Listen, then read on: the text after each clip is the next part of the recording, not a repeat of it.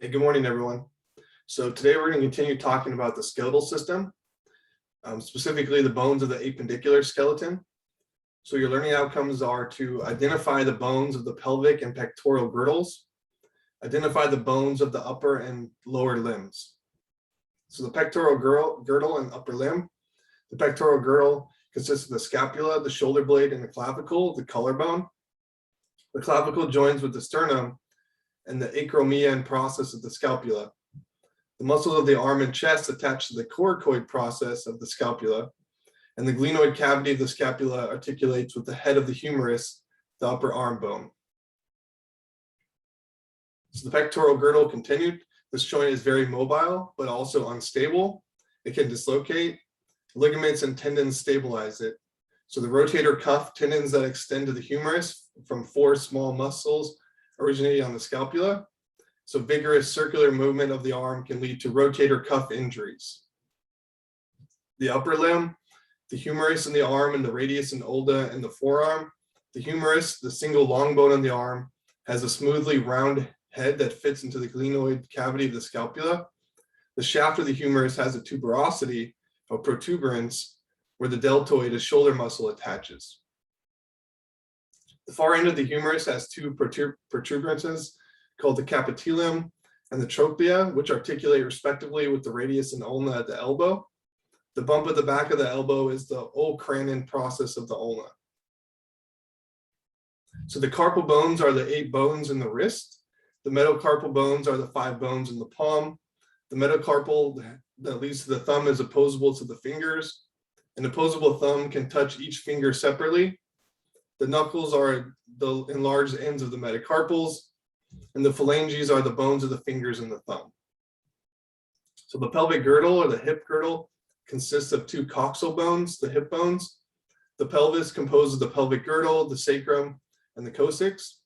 It bears the weight of the body, protects the organs within the pelvic cavity, and is the place of the attachment for the legs. So each coxal bone has 3 parts, the ilium, ischium, and pubis, which are fused in the adult. The hip socket called the acetabulum, where these 3 bones meet. The ilium is the largest. We sit on the ischium, which has a posterior spine called the ischial spine for muscle attachment. The 2 pubic bones are joined by a fibrocartilaginous joint called the pubic symphysis. So the male pelvis is different from the female pelvis. In the female, the iliac bones are more flared and the pelvic cavity is more shallow, but the outlet is wider. These adaptations facilitate the birthing process. So the lower limb, the femur in the thigh, the tibia and fibula in the lower leg. The femur is the longest, strongest bone in the body. The head of the femur articulates with the coxal bones of the acetabulum. The neck better positions the legs for walking. The femur has 2 large processes, the greater and lesser trochanters, which are places of attachments for thigh muscles, buttock muscles, and hip flexors. At its distal end, the femur has medial and lateral condyles that articulate with the tibia. So the lower limb continued, the patella or the kneecap is held in place by the quadriceps tendon, which continues as a ligament that attaches to the tibial tuberosity. The medial malleolus at the distal end of the tibia. The fibula, the more slender bone in the leg, has a head that articulates with the tibia and a distal lateral malleolus that forms the outer bulge of the ankle. The tarsal bones are 7 bones in the ankle. The talus joins the tibia and the fibula. The calcaneus is the heel bone. The talus and the calcaneus support the body weight. Metatarsal bones are the 5 bones in the instep. Phalanges are the bones of the toe. So articulations. So your learning outcomes here are to list the 3 types of joints that connect bones, describe the structure and operation of a synovial joint, and summarize the types of movement that are made possible by a synovial joint. So articulations or joints are where bones come together, are classified as fibrous, cartilaginous, or synovial. Most fibrous joints are immovable, that is, sutures between the cranial bones. Cartilaginous joints are connected by the hyaline cartilage, that is costal cartilage, or fibrocartilage, that is in intervertebral discs. So they're slightly movable. and synovial joints are freely movable. So ligaments support and strengthen joints. Joint capsule are formed by ligaments. They surround the joints. The synovial membrane lines the joint capsule, secretes synovial fluid for lubrication. The bursae are fluid-filled sacs that ease friction. The menisci are C-shaped fibrocartilage that give stability and absorb shock. So there's a couple types of synovial joints. There's ball and socket joints that allow movement in all planes, even rotational movement. That is the hips and shoulders. There's hinge joints, which permit movement in only one direction. That is the elbows and knees. So here's a couple example of synovial joints allowing for a variety of movement. So we have a flexion, an extension, adduction and abduction, rotation, supination, pronation, circumduction, inversion, and eversion. So bone growth and homeostasis.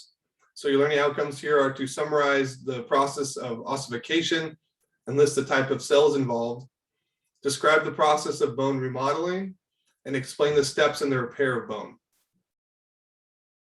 So bone growth and homeostasis, cells involved in bone growth, remodeling, and repair. So we have osteoblasts, which are bone-forming cells. They secrete the organic matrix of bone and promote the deposition of calcium salts into the matrix. We have osteocytes, which are mature bone cells. When osteoblasts surround themselves with calcified matrix, they become osteocytes with lacuna. So cells involved in bone growth. Osteoclasts are bone-absorbing cells. They break down bone, return calcium and phosphate to the blood. Throughout life, osteoclasts remove the matrix of bone and osteoblasts build it up. So ossification is the formation of bone. Bones form during embryonic development in two distinctive ways: intramembraneous ossification and endochondral ossification. So an intramembraneous ossification forms flat bones, that is like the bones of the skull. Bones develop between sheets of fibrous connective tissue. Osteoblasts in the periosteum carry out further ossification, and trabeculae form infused into compact bone, which surrounds the spongy bone inside. An endochondral ossification forms most bones, like long bones like the tibia. Calcified bone matrix replaces the hyaline cartilage models of the bones. Bone formation spreads from the center of the bone to the ends. So here's an image showing that. So a cartilaginous model develops and becomes calcified during fetal development, and the newly derived osteoblasts cover the diaphyses with a compact bone collar. Blood vessels bring osteoblasts into the cartilage at a primary ossification center. Osteoblasts form spongy bone. The medullary cavity forms the compact bone collar, thickens, and secondary ossification centers appear in the epiphyses. And then during childhood, growth is still possible as long as cartilage remains as the growth plates. So steps of endochondral ossification. The cartilage model in the embryo, chondrocytes form cartilage models, which is hyaline cartilage shaped like the future bones. The bone collar, osteoblasts secrete the matrix, which then calcifies. The result is a bone collar made of compact bone, which covers the diaphyses. The primary ossification center, the blood vessels bring osteoblasts to a region called the primary ossification center, the first center for bone formation. The medullary cavity and secondary ossification sites. Spongy bones in the diaphyses is absorbed by osteoclasts, forming the medullary cavity. Shortly after birth, secondary ossification centers form in the epiphyses. So the epiphyseal growth plate is a band of cartilage that remains between the primary ossification center and each secondary center. The limbs keep increasing in length as long as the epiphyseal plates are present. Cartilage is now present at two locations: the epiphyseal growth plate and articular cartilage, which covers the ends of long bones. So the epiphyseal plate contains 4 layers. The layer nearest the epiphyses is the resting zone, where cartilage remains. The next layer is the proliferating zone, in which chondrocytes are producing new cartilage cells. In the third layer, the degenerating zone, the cartilage cells are dying off. In the fourth layer, the ossification zone, bone is forming, which increases the length of the bone. So final sizes of the bones: when the epiphyseal plate closes, Bone lengthening can no longer occur. Several hormones play an important role in bone growth. So vitamin D, growth hormone, thyroid hormone, and sex hormones. So vitamin D is formed in the skin when exposed to sunlight. It's converted to a hormone that is necessary for absorption of calcium from food. Low vitamin D levels in children causes rickets, bone deformities, including bowed long bones. So growth hormone stimulates bone growth. Need concurrent action of thyroid hormone to stimulate metabolism. So dwarfism is caused by too little growth hormone in childhood. Gigantism is excessive growth hormone in childhood. And acromegaly is excess growth hormone in adults. So excessive growth of bones in the hands and face. And sex hormones increase growth during adolescence. So bone remodeling and calcium homeostasis.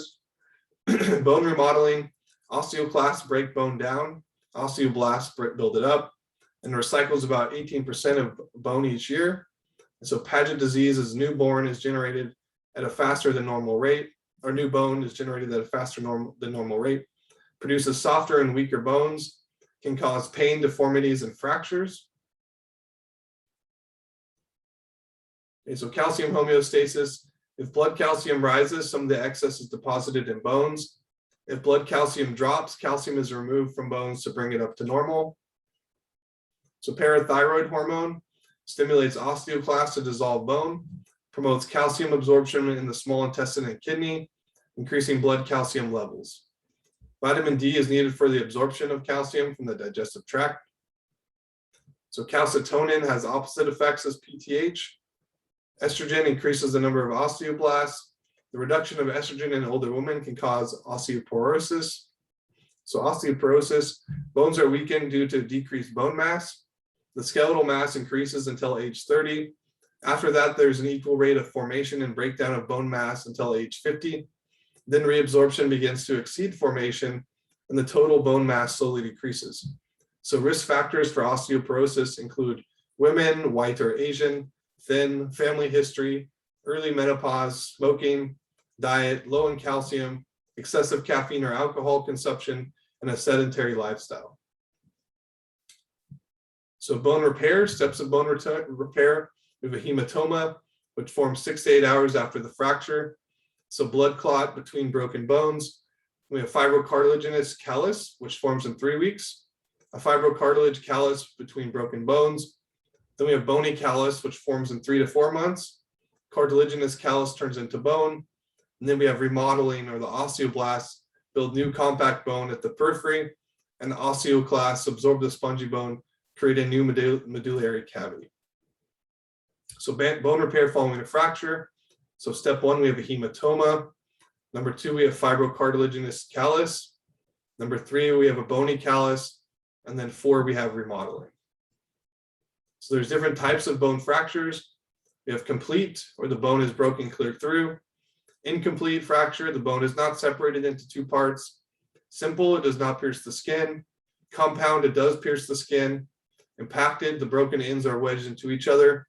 And spiral, the break is ragged due to twisting of the bone. Okay, so that's the end of the lecture today. Are there any questions before I conclude today? I have a question, but it's not about the lab. Yeah, what's going on? For the group project or the case study, when are we supposed to like start that? And are we required to pick our groups, or are we getting like assigned groups? Yeah, I think the rough draft is due. Let's see if I can pull up the syllabus for you. Oh, okay, sounds good. Thank And you. I will probably assign you guys groups. Oh, okay, perfect.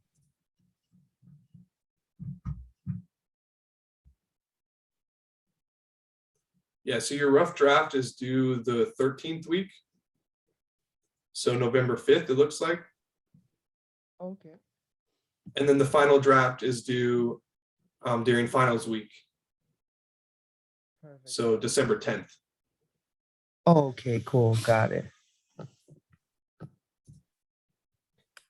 Yeah, and Awesome. I should have you guys assigned into groups this week or next week. Okay, great. That sounds good. Okay. Any other questions? No, that's all. Thank you. Yeah, no problem. All right, I'll catch you later. Catch you later.